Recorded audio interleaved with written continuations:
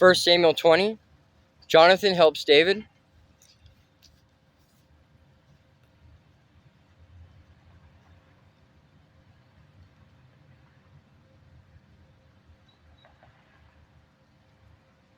David now fled from Naioth and Ramah and found Jonathan.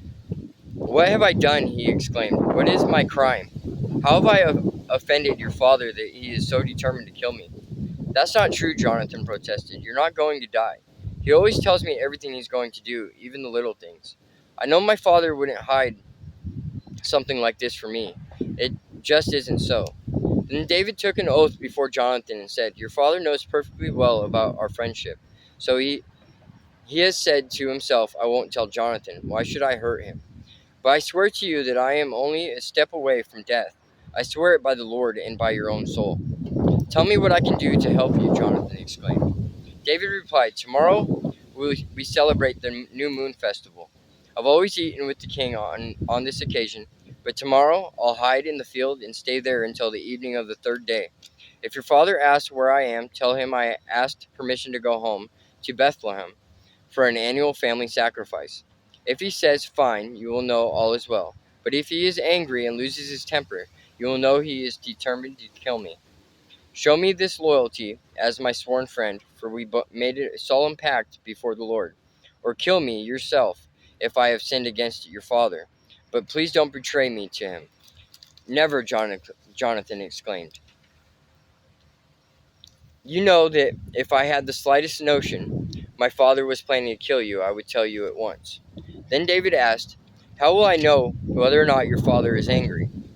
"Come out to the field with me," Jonathan replied.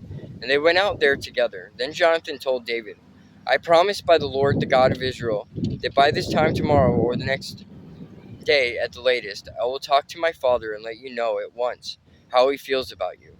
If he speaks favorably about you, I will let you know. But if he is angry and wants you killed, may the Lord strike me and even kill me if I don't warn you, so you can escape and live. May the Lord be with you as he used to be with my father, and may you treat me with the faithful love of the Lord as long as I live. But if I die, treat my family with this faithful love, even when the Lord destroys all your enemies from the face of the earth." So Jonathan made a solemn pact with David, saying, "May the Lord destroy all your enemies." And Jonathan made David reaffirm his vow of friendship again, for Jonathan loved David as he loved himself. Then Jonathan said, "Tomorrow we celebrate the new moon festival. You'll be missed when your place at the table is empty. The day after tomorrow, toward evening, go to the place where you hid before, and wait there by the stone pile. I will come out and shoot 3 arrows to the side of the stone pile, as though I were shooting at a target. Then I will send a boy to bring the arrows back.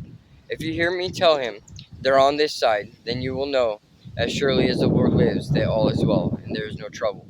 But if I tell him, 'Go further, the arrows are still ahead of you,' then it will mean that you must leave immediately, for the Lord is sending you away. And may the Lord make us keep our promises to each other, for he has witnessed them." So David hid himself in the field, and when the new moon festival began, the king sat down to eat. He sat at his usual place against the wall, with Jonathan sitting opposite him, and Abner beside him. But David's place was empty. Saul didn't say anything about it that day, for he said to himself, "Something must have made David ceremonially unclean." But when David's place was empty again the next day, Saul asked Jonathan, "Why hasn't the son of Jesse been here for the meal either yesterday or today?" Jonathan replied, "David earnestly asked me if he could go to Bethlehem," he said. "Please let me go, for we are having a family sacrifice. My brother demanded that I be there. So please let me go away to see my brothers. That's why he isn't here at the king's table." Saul boiled with rage at Jonathan. "You stupid son of a whore," he swore at him. "Do you think I don't know that you want him to be king in your place, shaming yourself and your mother? As long as that son of Jesse is alive, you'll never be king. Now go and get him so I can kill him." "But why should he be put to death?" Jonathan asked his father. "What has he done?" Then Saul hurled his spear at Jonathan, intending to kill him. So at last Jonathan realized that his father was really determined to kill David. Jonathan left the table in fierce anger and refused to eat on the second day of the festival, for he was crushed by his father's shameful behavior toward David.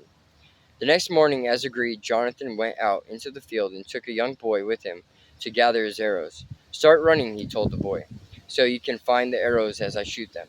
So the boy ran, and Jonathan shot an arrow beyond him. When the boy had almost reached the arrow, Jonathan shouted, "The arrow is still ahead of you. Hurry, hurry, don't wait." So the boy quickly gathered up the arrows, and ran back to his master.